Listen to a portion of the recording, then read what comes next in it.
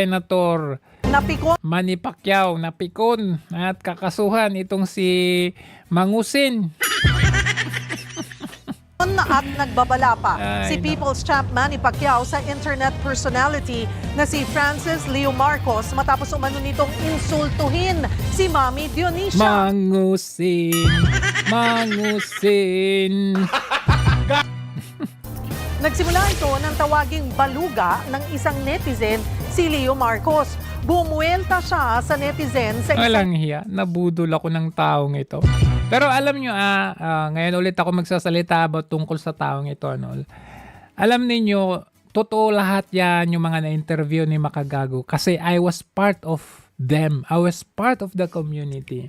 And malaki din yung naging epekto namin na parang tumayong mga vloggers niya before. Dito pa lang sa Hong Kong, malaki-laki na rin yung halaga na nalikom namin, na iniabot namin sa kanyang tauhan na si Dong Batalan. Dito pa lang sa Hong Kong yan, sa 3 humanitarian na isinagawa nila during that time, meron kaming accumulated na about 148,000 pesos na ibinigay sa kanila. Hindi yun buo, I think partial yan. Partial. Basta 3 humanitarian yun, i-divide mo by 3. Yun yung total na. Iba pa sa US, iba pa sa iba't ibang bansa, sa Japan, iba din. Kaya yung nabudol ng mga mamis na may more than millions, totoo yun. Hindi yun invento lang.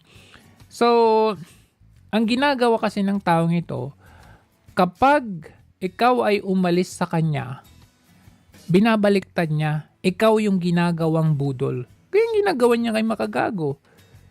Ito yung taong duwag, pero ang pinaparatangan niyang duwag, walang bayag, si Makagago. May ebidensya naman na pumunta si Makagago doon sa kanyang lugar. Hindi niya hinarap, hindi niya... Kumbaga talagang sukdulan yung kanyang kasinungalingan.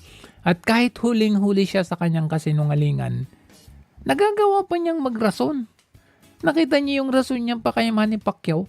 Gusto pang sisihin ni Manny Pacquiao yung naglabas ng video na siya naman ang nagsasalita doon. Siya yung nagsabi nun. Siya yung nagsabing baluga. Siya yung nagsabing may utang si Manny Pacquiao sa kanya. Bakit niya sisisihin yung naglabas ng video? Siya naman nagsabi nun.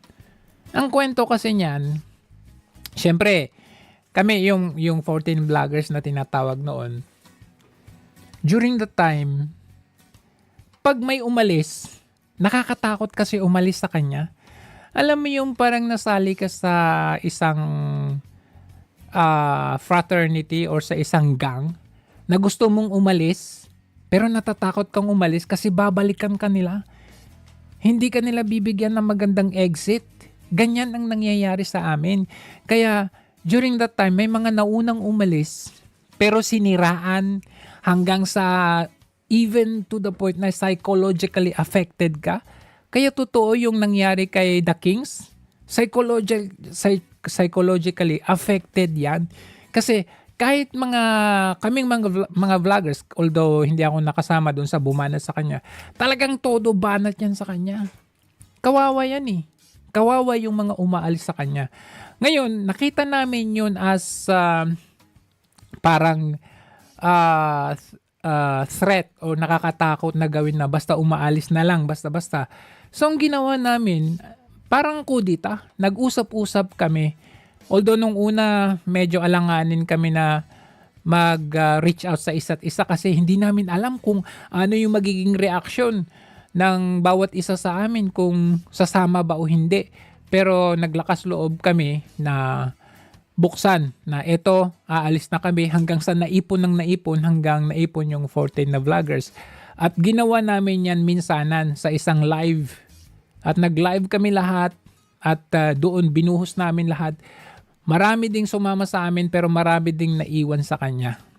And to cut the story short, fast forward, napakalaking impact yung pagbanat ni Makagago dito kay Marcos Jr. Kasi tama, siya yung nemesis.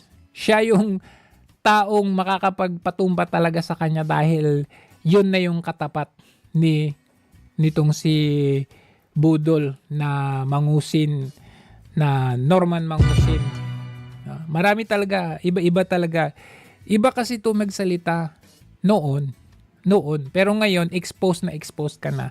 Sorry, Manny Pacquiao na yan, delikado ka na. Ang video pero dinamay pa si Mommy D.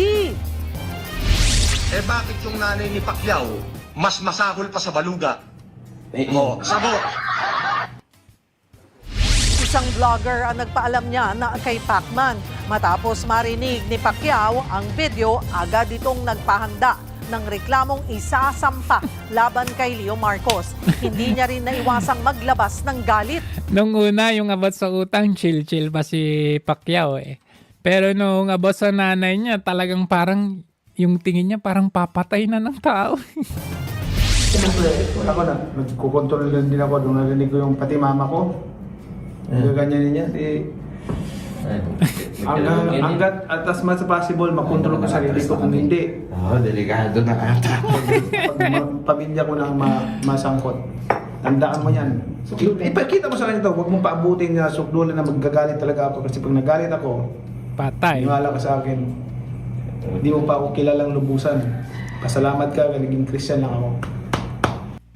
Tapos magamon pa si Norman Mangusin na suntukan kay Pacquiao na walang gloves. Ay nako, pagsisihan mo lahat yung mga pinagsasabi mo. Ngayon nagtatago ka na. Hindi mo mawari na bawat bawat daan ng motor o daan ng sasakyan o daan ng tao, nakaganon ko. Ganon siya. Ayun. Wala kang katahimikan, wala kang peace of mind because sa kagagawan mo.